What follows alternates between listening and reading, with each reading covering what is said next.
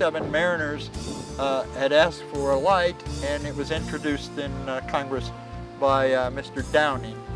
By 1847, we actually got a lighthouse here. Now, that lighthouse warns mariners of the Southeast Shoals, the Chester Shoals, and the Bulls, big rocks out in the ocean.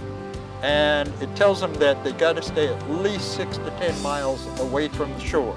The first lighthouse stood only 65 feet, and instead of warning them for them to go away, they actually drew them in on the shoals. So by 1859, they knew they had to have a bigger lighthouse. So in 1859, they contracted with West Point Foundry to actually make this iron lighthouse, and at the time it was considered state-of-the-art and the largest lighthouse on the East Coast.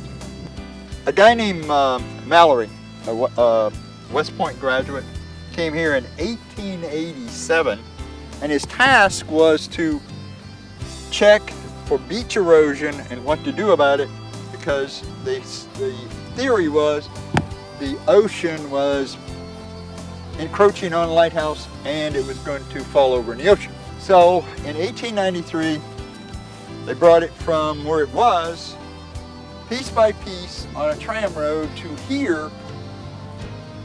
Starting in September 1893, the lamp was turned back on in this location. July the 25th, I believe, in 1894. Now that's about 8 months. It was pulled on a tram road by a mule, and her name was Nancy Hanks. This lighthouse is 151 feet tall. It can be seen 20 plus miles out to sea. Now, if you had been here in the early 1900s, there would have been a picket fence. All the way around this complex, you would have a 1.5 story Cape Cod over here on the left, another 1.5 story on the right, and a third smaller one behind the three. That would have been the keeper here on the left, first assistant on the right, and second assistant keeper back in the back. This door was not part of the original design. It was cut in here sometime between 1929 and 1931, whenever they actually electrified the lighthouse, and there had 2 generators sitting inside. So the original ups to get in would be up the stairs on the outside to the living room. All homes, the front door has to go into the living room. Okay, we're now in the basement of the Cape Canaveral Lighthouse, and notice that there's plenty of room down here. We're 28 feet in diameter. This lady, the architect for the Cape Canaveral Lighthouse, thought that I would be here and probably wouldn't read the directions. So she made it a put together by the numbers lighthouse. She put Arabic numbers on the outside, Roman numerals on the inside parts, and I bring your attention to the Roman numeral 8 here on these 2 parts, and you match them up, bolt them in place, and you're in business. We're on our way up to the 2 bedrooms up here. One of them could have been used, the other one not used, and because there's a trap door in the floor. Notice how small these are. The company that made the beams here, their name is right up there and the date it was done. This would be the master bedroom. Porthole here that wasps were trying to get in. Notice that it dogs down.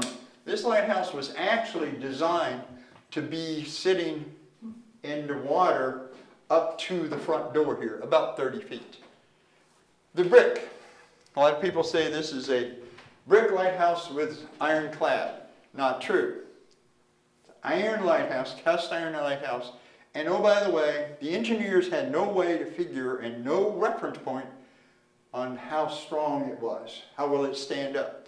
So they, as an added measure of safety, they put this brick in here so that the foot of the iron piece from the outside will sit on that and on the piece outside, and whenever we bolt them together.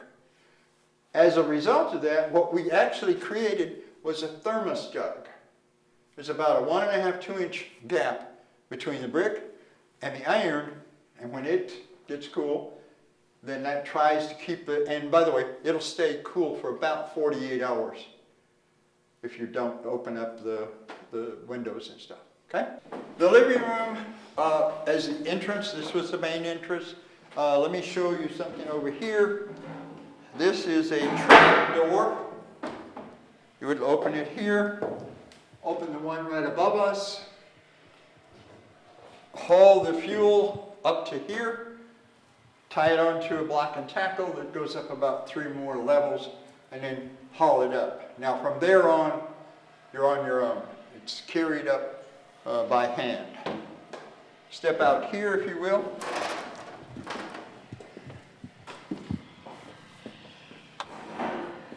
If you would have been here in, say, 1895, you could look from here and see a friend wave to you if they're standing this side of the palm trees over on the river some 5.5 miles away.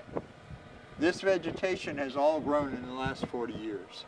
If you'll follow me upstairs, now we get into actually some dangerous walking, so watch your head. You will actually have to go under this beam, and it's not so bad now. The real deal is whenever you come back down, where this last step is not a standard 8-inch stairs, and you can see the area. We are now in the tower. We will enter the watch room now, and the keeper would open this door, and then as he or she came up, they would close the door and dog it down, okay? That prevents the wind from below blowing out the lamp when they open the gallery door, okay?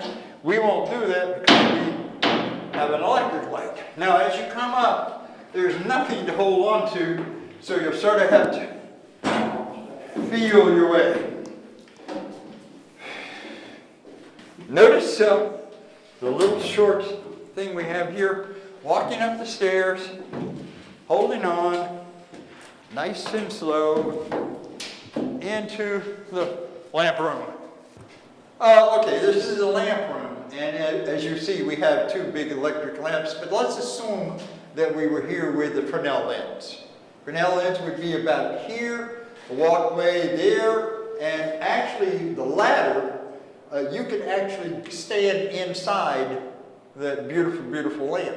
Now what we don't have here that should be probably is the curtains. Because the keeper would close the curtains at daylight to keep the sun from affecting the lens. Then at night, open the curtains at least back to the back side, because we didn't care about that side for light. It was out toward the ocean. Okay?